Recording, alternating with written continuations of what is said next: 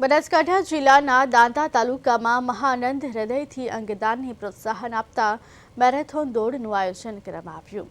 મોટા સડાથી પીપળાવાડી વાવ સુધી 18 કિમીની આ દોડમાં ગુજરાત તેમજ અન્ય રાજ્યોના 2700 જેટલા રમતવીરોએ ભાગ લીધો।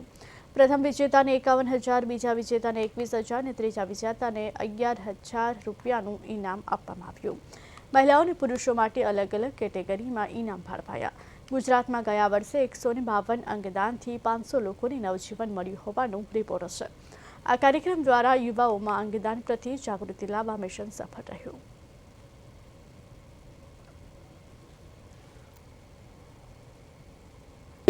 આ મોટા સડાથી 18 કિલોમીટરના મેરેથોનનું આયોજન કર્યું છે અને ફિટ ઇન્ડિયા અને સાથે સાથે અંગદાન મહાદાન આ એક જનાવયન બની ચૂક્યું છે।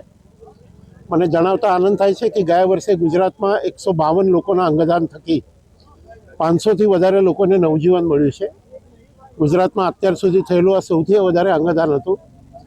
દાંતા જેવા આદિવાસી વિસ્તારમાં અંગદાન માટે જાગૃતિને લઈને શ્રી વનરાજસિંહ દ્વારા જે આયોજન કરવામાં આવ્યું છે, અદ્ભુત આયોજન છે।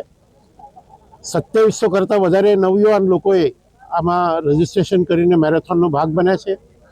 આવતા દિવસોમાં આપણો દેશ સ્વસ્થ દેશ બને, જરૂર પડે તો અંગદાનની જરૂરિયાત પણ પૂરી થાય। આ બંને હેતુ સાથે આ આજનું મેરેથોનનું આયોજન કર્યું છે। લોકોમાં મેરેથોન થકી અંગદાન વિશે ગેરસમજ દૂર થાય અને જાગૃતિ આવે, આ બંને કામો થશે એવું મને વિશ્વાસ વ્યક્ત કરું।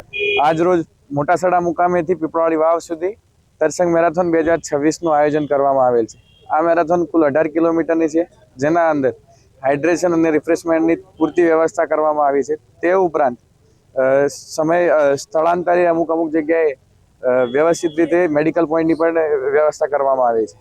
આ મેરેથોન યોજવા પાછળનો મારો મુખ્ય ઉદ્દેશ અંગદાન થકી લોકોનું જીવન બચાવી શકાય તેમજ વધુથી વધુ લોકો સુધી અંગદાનની જાગૃતિ ફેલાય તે માટેનો છે। 2016માં મારી ઉંમર 16 વર્ષની હતી। તે વખતે મારા સ્વર્ગીય માતૃશ્રી પુષ્પાબા લક્ષ્મણસિંહ બારડનું કિડનીના સંક્રમણના કારણે નિધન થયું હતું। તે વખતે અમે તેમનો જીવ બચાવી ના શક્યા, પરંતુ હવે જાગૃતિ લોકોમાં ધીરે ધીરે આવી છે અને લોકો અવેરનેસથી પહોંચ્યા છે કે ભાઈ અંગદાન કરવું જોઈએ। તો હવે મને આશા છે કે આવનારા ભવિષ્યમાં કોઈ પણ પ્રકારના શારીરિક અંગની જરૂરિયાતથી કોઈનું નિધન નહીં થાય અને વધુથી વધુ લોકો અંગદાન તરફ વળશે એવી મને આશા છે।